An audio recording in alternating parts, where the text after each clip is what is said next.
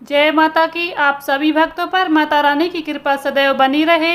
हिंदू धर्म में 4 नवरात्रियां मनाई जाती हैं, जिसमें से 2 गुप्त नवरात्रि होती हैं। बाकी की 2 चैत्र और अश्विन माह में मनाई जाती हैं। अश्विन माह में पड़ने वाली नवरात्रि को शारदीय नवरात्रि कहा जाता है। इसकी शुरुआत हर साल अश्विन माह के शुक्ल पक्ष की प्रतिपदा तिथि से होती है, जो 9वीं तिथि पर समाप्त होती है। आज की इस वीडियो में आप सभी जानेंगे शारदीय नवरात्रि की संपूर्ण जानकारी। शारदीय नवरात्रि में कलश स्थापना का शुभ मुहूर्त क्या रहेगा, शारदीय नवरात्रि व्रत कैसे करें, व्रत के नियम क्या होते हैं, साथ ही नवरात्रि में आपको कौन से कार्य ऐसे हैं जिन्हें करना चाहिए और ऐसे बहुत से कार्य हैं जिन्हें इस नवरात्रि में बिल्कुल भी भूलकर भी नहीं करना चाहिए। शारदीय नवरात्रि की संपूर्ण जानकारी आज की इस वीडियो में आप सभी को प्राप्त होगी। साथ ही अष्टमी नवमी तिथि कब पड़ रही है, आप सभी वीडियो को एंड तक जरूर देखिएगा। वीडियो पसंद आए तो इसे लाइक शेयर करें। चैनल पर नए हैं तो चैनल को सब्सक्राइब करना ना भूलें। साथ ही बेल आइकन को प्रेस कर लें, जिससे आप सभी को हिंदू धर्म से जुड़े सभी व्रत और त्योहारों से रिलेटेड सभी वीडियोस देखने को मिलेंगी। पंचांग के अनुसार साल 2024 में 3 अक्टूबर 2024 दिन गुरुवार से शारदीय नवरात्रि आरंभ हो रही हैं, जो कि 11 अक्टूबर 2024 को समाप्त होंगी। वहीं पर 12 अक्टूबर को दुर्गा विसर्जन होगा। इस दौरान माता दुर्गा के 9 रूपों की पूजा की जाती है और उन्हें कई प्रकार के भोग लगाए जाते हैं। नवरात्रि में दिन के अनुसार देवी की अर्चना की जाती है, जिसमें पहले दिन मां शैलपुत्री की पूजा होती है। इस दौरान भक्तजन विधि विधान से आराधना करते हैं और उपवास रखते हैं। वहीं पर इस वर्ष नवरात्रि के पहले दिन की तारीख को लेकर असमंजस बना हुआ है। आज हम आपको बताएंगे नवरात्रि के पहले दिन से लेकर अष्टमी नवमी की सही तारीख क्या है। पंचांग के अनुसार इस साल अश्विन माह की शुक्ल पक्ष की प्रतिपदा तिथि का आरंभ 3 अक्टूबर 2024 को सुबह 12:19 से हो रहा है। इसका समापन 4 अक्टूबर को सुबह 2:58 पर होगा।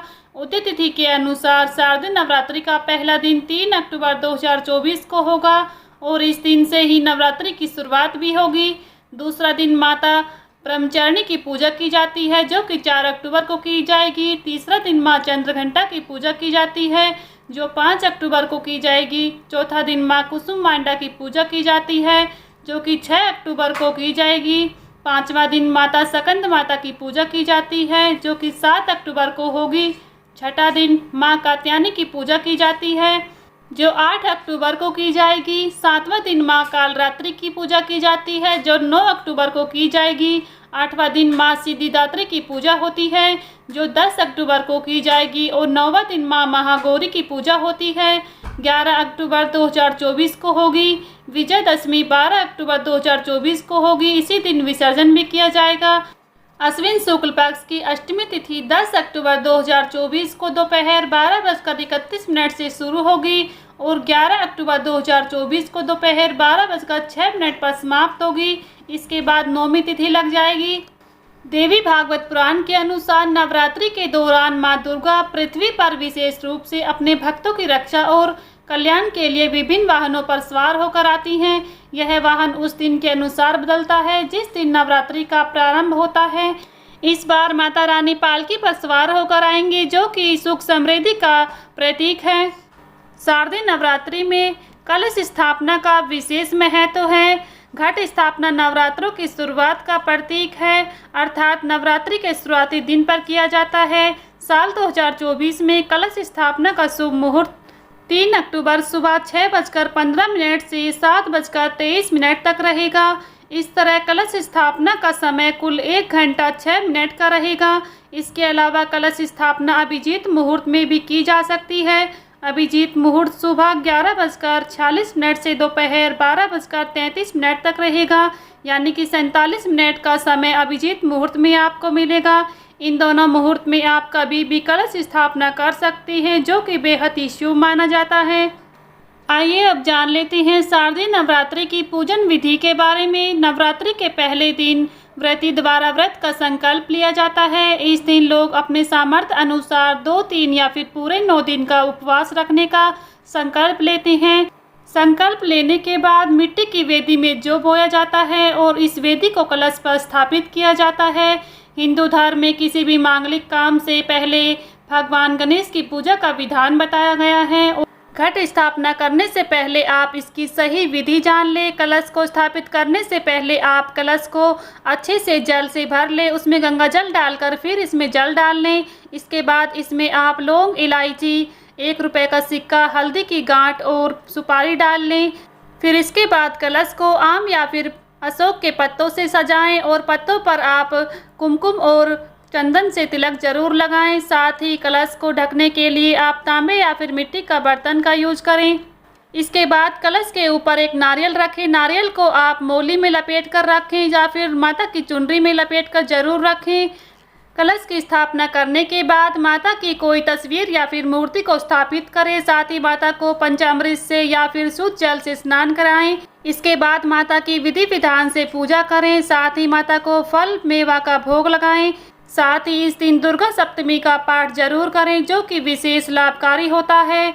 इस दिन आप अपने सामर्थ्य के अनुसार अखंड दीपक भी जला सकते हैं। अंत में देवी माँ की आरती करें और प्रसाद को सभी लोगों में बांटें। इस तरह से आप इस दिन पूजा करें। आइए अब आपको बताते हैं शारदीय नवरात्रि के दौरान कौन से कार्य आपको करने चाहिए और ऐसे कार्य जिन्हें करना वर्जित माना गया है। नवरात्रि के व्रत में मूर्ति, घट और कलश सहित अखंड ज्योति की प्रतिदिन पूजा और आराधना विधिवत रूप से करें और माता को भोग जरूर लगाएं। कई लोग अपने घरों में माता का जागरण रखते हैं और भजन कीर्तन करते हैं, जिससे माता की विशेष कृपा प्राप्त होती है। पूरे 9 दिन व्रत रखा जाता है। इसमें अधिकतर लोग एक समय ही भोजन करते हैं। प्रतिदिन दुर्गा चालीसा, चंडी पाठ और दुर्गा सप्तमी का पाठ करते हैं। जब तक व्रत के समापन पर उद्यापन किया जाता है तब कन्या भोज कराया जाता है, जो कि बहुत ही विशेष होता है। कई लोगों के यहाँ पर सप्तमी, अष्टमी और नवमी के दिन व्रत का समापन होता है। तब अंतिम दिन हवन किया जाता है। अंतिम दिन के बाद अर्थात नवमी के बाद माता की प्रतिमा और जवारे का विसर्जन किया जाता है। सप्तमी, अष्टमी, नवमी के दिन व्रत का पारण कर रहे हैं तो व्रत का उद्यापन जरूर करें और 9 कन्याओं को भोजन कराकर उन्हें दक्षिणा देना चाहिए, तभी व्रत का पूर्ण फल प्राप्त होता है। नवरात्रि के व्रत में आपको कौन से कार्य नहीं करने चाहिए, आइए ये भी जान लेते हैं। नवरात्रि के 9 दिनों में अगर आपने माता की चौकी को स्थापित किया है तो आपको कहीं पर भी यात्रा नहीं करनी चाहिए और साथ ही इस नवरात्रि के व्रत में ना ही किसी से झूठ बोलना चाहिए, ना ही क्रोध करना चाहिए और ना ही इस व्रत में तामसिक चीज़ों का सेवन करना चाहिए। व्रत में ज़्यादा मसालेदार भोजन आदि नहीं करना चाहिए। व्रत में बार बार पानी पीना भी इससे बचना चाहिए। इन 9 दिनों में काम, क्रोध, मद, लोभ और जैसे मानसिक विकार मन में नहीं लाना चाहिए। इन 9 दिनों में किसी भी प्रकार से किसी महिला या फिर कन्या का अपमान न करें। कुछ लोग नवरात्रि का व्रत निर्जल भी रखते हैं तो वहीं पर कुछ लोग नवरात्रि व्रत में फलाहार करते हैं। तो आप अपने सामर्थ्य के अनुसार और अपनी शारीरिक क्षमता के अनुसार व्रत रख सकते हैं। व्रत का संकल्प भी आपको उसी प्रकार से लेना होता है। नवरात्रि के व्रत पूरे 9 दिनों के लिए रखे जाते हैं, इसलिए व्रत में अगर कोई भी बाधा आ जाए तो व्रत को तोड़ना नहीं चाहिए। आपको व्रत उसी प्रकार से करते रहना चाहिए। यदि किसी महिला को पीरियड्स इस बीच आ जाते हैं तो इस अवस्था में आप किसी और से पूजा करवा सकते हैं, लेकिन माता के सामान और तस्वीर को आप बिल्कुल भी हाथ नहीं लगाना चाहिए और ना ही माता के समीप आपको जाना चाहिए। बस आप दूर से ही माता की मन में आप पूजा कर सकते हैं। मानसिक रूप से आप माता की पूजा कर सकते हैं। पीरियड्स के दिनों में आप किसी और से पूजा करवा सकते हैं। इस प्रकार से आपको व्रत को पूर्ण करना चाहिए। कभी भी व्रत को आपको बीच में नहीं तोड़ना चाहिए। नवरात्रि व्रत को पूर्ण श्रद्धा भाव से करना चाहिए। अगर आप नवरात्रि की पूजा पूरे विधि विधान से करते हैं, माता की आप पूजा करते हैं, तो इससे आपको माता रानी की विशेष कृपा प्राप्त होती है। साथ ही माँ दुर्गा का आशीर्वाद आपके ऊपर बना रहेगा। तो ये थी शारदीय नवरात्रि की संपूर्ण जानकारी। अगर आप सभी को पसंद आई है तो प्लीज़ वीडियो को लाइक शेयर करें। चैनल पर नए हैं तो चैनल को सब्सक्राइब करना ना भूलें। साथ ही बेल आइकन को प्रेस कर लें, जिससे आप सभी को व्रत और त्योहारों से जुड़ी संपूर्ण जानकारी देखने को मिलेंगी। मिलती हूँ नेक्स्ट वीडियो में, तब तक के लिए सभी को जय माता दी, जय माता रानी।